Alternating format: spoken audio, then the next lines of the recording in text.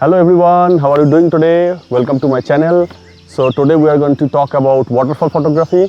So I have received a lot of requests from people asking me how do I do my waterfall photography.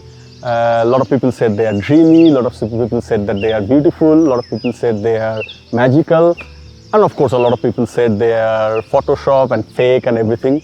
Luckily more people said they are better than bad, hence this tutorial. So let's roll the intro and then we jump into the topic straight away.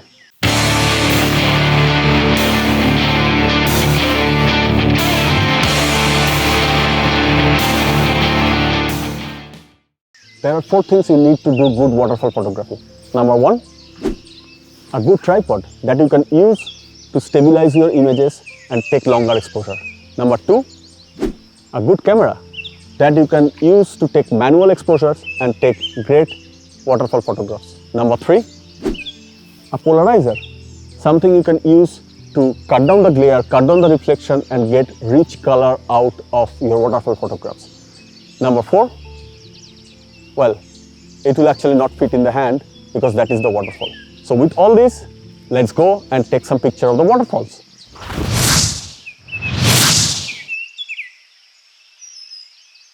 Okay, so while I'm walking towards the waterfall, maybe I should clarify a few things. So I'm breathing heavily because I'm going uphill, but it's okay. So like all kind of photography, the light is very important, right? And in most of the time, what you feel as a best light for doing photography is not the best light for doing photography of waterfall. What you need is a very gloomy and cloudy and balanced light for doing better waterfall photography. Normally people do not go out on this type of days, but that's the best time to do photography of waterfall. So it doesn't matter if you have the best equipment, best camera, best filters, best lenses. If the light is not good, things will not work out. So remember that and get out of that blanket and go out when it is cold and gloomy, and that's when you will get the best waterfall shot. I will show you the differences.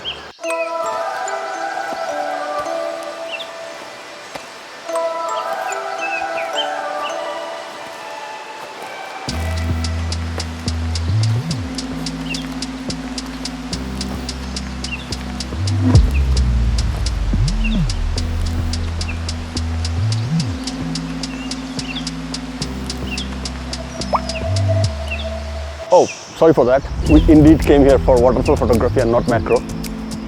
But like many other subjects, sunset and nature and cloud, I'm also a little bit fanatic about the macros. And with all those water drops and those little flowers, made me a little bit tempted. But we're back on track and just near the waterfall. So let's see how it looks.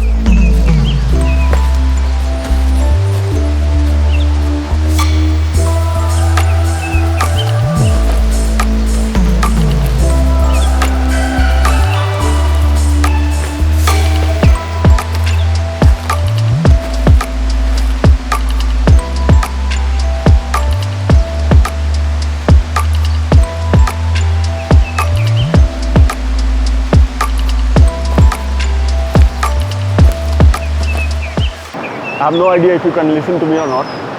The water is kind of rolling today. Normally it's a very light stream with a little bit of water, but it rained heavily last few days. So it's kind of rolling now, which is good for photography, but not that good for recording sound. So yeah, I will see at home how it looks, and if the audio is not visible, I might voice over this thing. Now, like any other photography, waterfall photography is also about the basic rules of photography. Means everything else, which is like the compositional technique, the rule of third, the exposure and everything remains the same. The only difference is the shutter speed. Normally, shutter speeds are very different in different photography anyway. Like for example, you are not going to do a photography with a low shutter speed when you are photographing a bird. So things are always case by case. But for me, to get this type of dreamy waterfall pictures, I normally go for a shutter speed which is at least above 1 second. Now, you cannot probably get that shutter speed in a normal condition. So that is why we use something that is called a polarizer. Now polarizer does something a little bit different than the ND filters. Now ND filters is basically those dark filters which stops the light and make your camera keep the shutters open for longer amount of time. But polarizer is something different. The polarizer is actually getting rid of the reflections and the glares, and that is a very necessary and essential equipment for photographing waterfalls, because you're photographing water means it's reflection all over the place, it's glare all over the place, and it gets even worse when there is a little bit of sunshine. And that's why before I said that you should really come and do waterfall photography in a very gloomy day, because when the lights are gloomy, you start getting very balanced light, so you don't get that much of reflection, because if the reflection goes above a certain limit, even the polarizer cannot cut it off. So what I will do is that I will take some pictures, fast shutter speed, slow shutter speed, with polarizer, without polarizer, and then I will show you how different thing looks, and we will explain a little bit in the post-processing how things are done. So stay tuned where I do some photography, capture some beautiful waterfalls, and then we can see how it looks later. So let's go.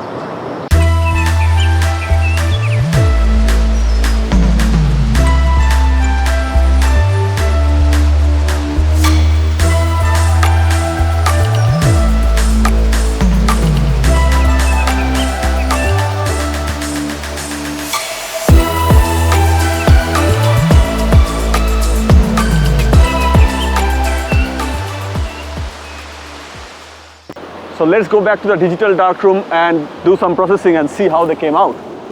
And at the same time, I will show you how the differences come in the picture for using the polarizer and not using the polarizer, and also the difference between longer shutter speed and shorter shutter speed images of the same location. So let's go. We are back to the warmth and comfort of the home, and I have taken privilege of selecting 3 images that I will use for the comparison and the editing today. This being a beginner's tutorial, we'll only use Lightroom to keep things simple. So let's jump in. So we first start with the comparison of different images. I will always keep the long exposure and proper image on the left, and then we will compare the other ones on the right side by side. So the first image is taken with the proper exposure, with the polarizer and everything. It was a 0.8 second of exposure, and you can see this silky smooth water in there. And in the second image, I have just taken out the polarizer and the shutter speed has gone up. So it's a 1/8 of a second, and you can already start seeing some glares here, and the water is not that silky smooth anymore. As I explained before, it was a pretty gloomy day and the light was quite balanced, perfect day for waterfall photography. So you don't see that much of a difference because of the missing polarizer, but it's still there. Now we go to the third one, or rather the worst one, and this is something that you will get if you are taking picture in auto. So this is a high shutter speed image. So this is taken with 1/250th of a second, and you can see a lot of glare here, and the waterfall is not that silky smooth anymore. With this, I hope I could explain you the difference between using and not using a polarizer and the impact of different shutter speed in the waterfall photography. So now let's get to our final image and do some edits. So first thing before we start any kind of edit is how do you get a proper exposure of waterfalls. So when you are exposing for waterfall photographs, make sure that you are exposing for the waterfall and nothing else in the image. The best way to do it is by looking at the histogram. I know a lot of time beginners do not want to look at the histogram, especially at the time of taking pictures. So that's fine. Nowadays, most of the modern cameras come with amazing live view. And with the live view, you can get a very good preview of what you will get after taking the picture. So use that and get a proper exposure. Next tip is shoot in RAW and not JPEG. Now JPEG is an 8-bit image. It loses a lot of detail and you almost do not get very good processing out of a JPEG image. So that's why shooting RAW is important. On top of that, when you have to correct white balance, if your auto white balance of the camera is a little bit wrong, you will get a lot of problem with JPEG. I normally take most of the pictures in auto white balance because I shoot in RAW and I can always fix the white balance later in the post-processing. So the best way to do that is probably using a gray card, but in nature photography where the subjects are sometimes way far, the gray card is not that useful. So what I do is that I remember in the picture some kind of gray place and I just use this color checker tool and go and click to that gray place and that's it. My color balance is set. So now after that, I eyeball the image a little bit, and if I find that the color is little bit off, I do a fine tune. Like for example, here I will go for 5000, and that looks all right. Now I will do an overall shadow adjustment because the shadow is a bit too dark, especially in this part of the image. And after that, I will do most of the adjustments using this adjustment brush. The first thing is to pop these trees a little bit. So let's get into the adjustment brush. So I've already set this white as 100, and I will just paint in these parts of the tree. I will not go close to the waterfall or these highlighted leaves. I will stay mostly to these sides where the leaves are not popping up that much. And then I will do the same thing probably with this rock little bit, and also this side of the image which is a little bit darker. Then at the same time I will increase the exposure a little bit, something like this 0.25 looks very good. And I will now go with another adjustment brush only for this side of the image and this side, and I will reduce the shadow slightly to bring some contrast in. So that's it. I will put a little overall contrast. I will reduce the clarity slightly.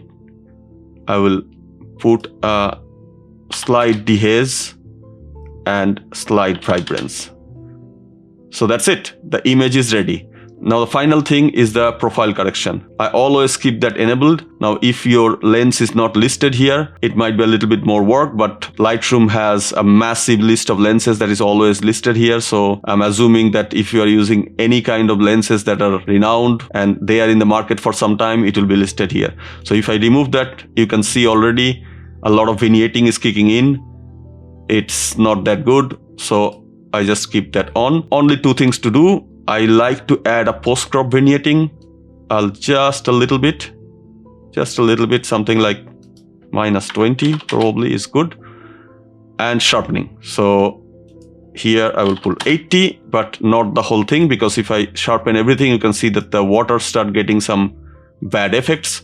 So I will put a mask, something like 60, and that's it.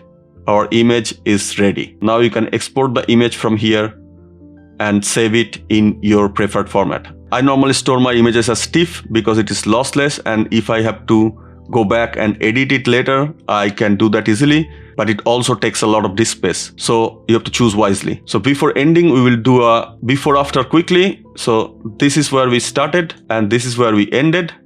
So you can see the differences are very subtle, but that gives the image a little bit of pop. I hope you have enjoyed the video and this will help you make better waterfall photography. The links of the images that was used in this video can be found in the description below. If you have any question about waterfall photography, write me in the comment below and I will answer to your questions. Please don't forget to subscribe and press the bell icon to get notification of my upcoming videos. Last but not least, stay safe, comply with the authority, and I will see you later.